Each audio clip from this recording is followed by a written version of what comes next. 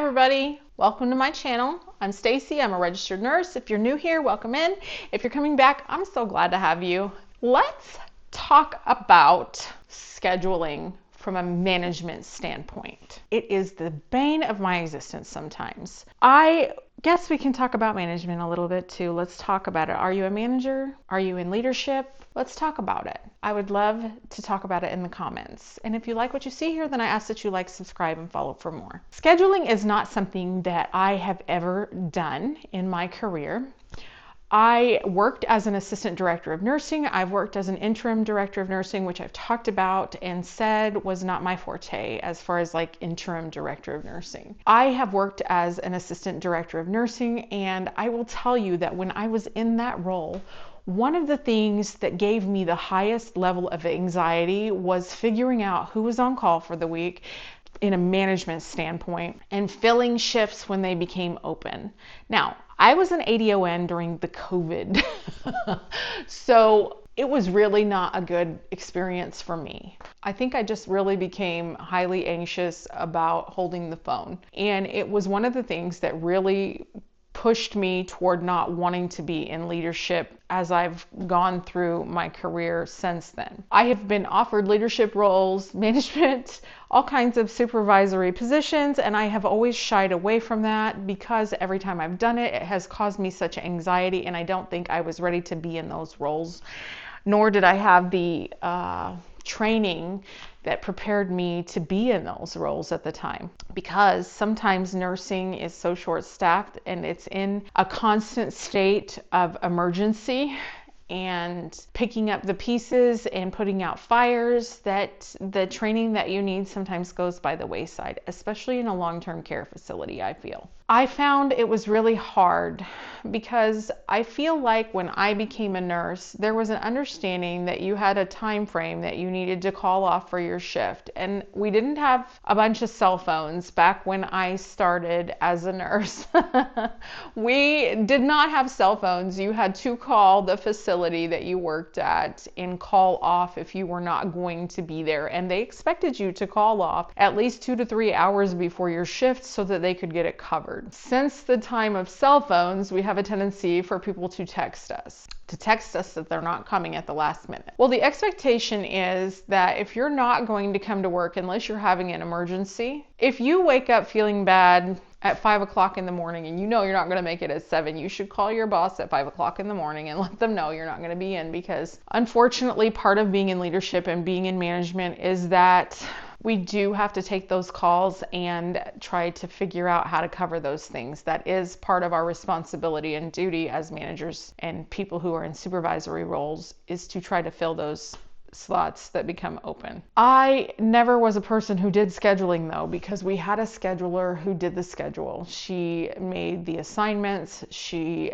made the weekly schedule of who's going to work what day, when. And so that was really not part of my routine. And generally in the types of roles that I'm doing now, I do not have to schedule what days people are working, but doing an on-call calendar has been something that I have not enjoyed. There's a lot of coordination that goes into scheduling, and I don't think I appreciated the people who did those kinds of schedules before. I don't think that I had a grasp of what they had to do and what they had to know and all the pieces that were moving around to make things work. It is really hard to find replacements. I think that you always find you will work with people who are willing to pick up those shifts, but then you start worrying about burning out those people because the same people pick up all the time. And I know from experience that when you're picking up on call all the time, it gets overwhelming to work 7, 8, 9, 10 days in a row without a break. And if you work on the weekend and you work 7 days in a row and then you go to work for the rest of the week as per your schedule, now you're working 12 days in a row. And when I was young, I don't think that I had as hard of a time doing something like working 12 days in a row, but now that I'm older, I feel like when I pick up on call, I have to take a day to rest. If not, my body's gonna make me. That's what I've learned. But I have learned that people are people and things are going to happen, and sometimes people are going to call off at the last minute. I have learned so much respect for the person who did the on-call scheduling, who's going to work the holidays, who's going to pick up these days, signing everybody up, getting the schedule out. It's not my favorite thing. I'm going to be happy to turn it over at some point. But I will say that you have the opportunity to really learn how to organize things when you're working on a schedule, because you have to.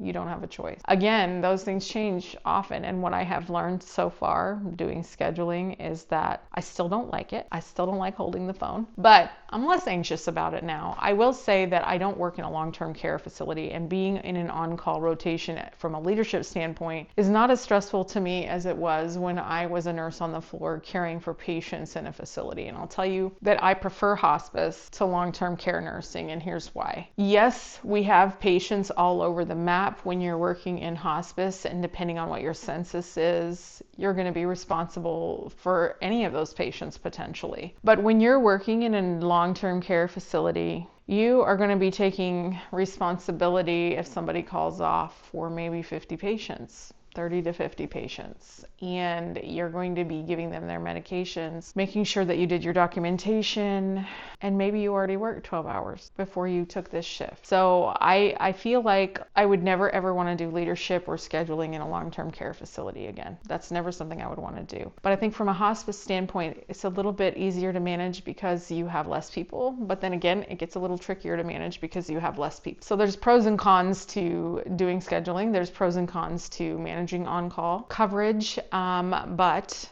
I will say that this is an area where I feel like my feelings on the matter have drastically improved. I'm not getting a stomach ulcer thinking about taking the phone for the week. Now, that may be different in other companies, but the company that I work in has a triage nurse that takes the call before any of our nurses have to, and so there's a benefit to that. I think there's some on-call situations where you're doing triage and maybe you have to go do a visit too. And I think that that would be a little bit trickier. So thankfully, I work for a company that has a triage and that has administrators on call after hours, so that when you are the manager on call, you're truly not being called unless it's necessary. And I really actually like that about my job a lot. And I will say that I have really still not loved doing scheduling. It does take a lot of time. It is time consuming.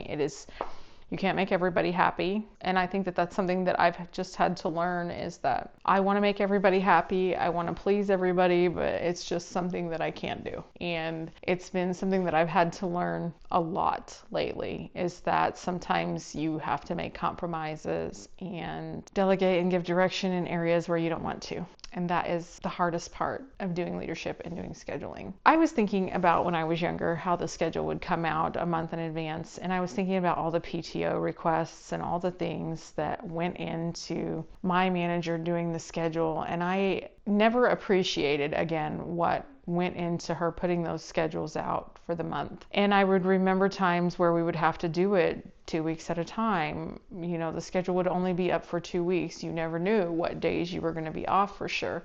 Because when I worked in long-term care, you didn't get set days off. You got scheduled. If you had, you worked every other weekend. So you knew you kind of knew what weekend rotation you were on. But as far as the days of the week, you kind of got penciled in. You didn't have set days of the week where you worked. So the manager, the director of nursing, was managing everybody's vacations. She was managing plugging everybody into the schedule, deciding what hall she was going to assign to who, and not just for the nurses, for the CNAs as well. So I am really thankful that I worked in a facility when I was an ADON where I didn't have to do the scheduling. And when I worked at a facility where I was the interim DON, our HR person actually did the scheduling. So even then I didn't have to do the nurse schedule. So until I became in a position where I had to do the schedule, I had never really done any scheduling myself. And that is an expectation when you're in leadership sometimes, is to manage call-offs, scheduling PTO,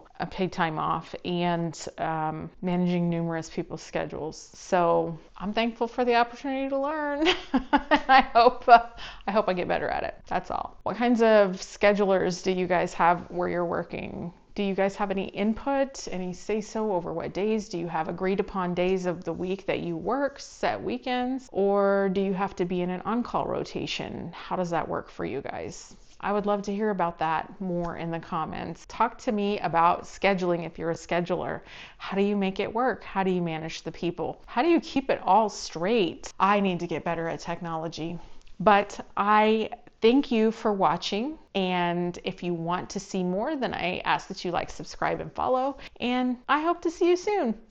Bye bye.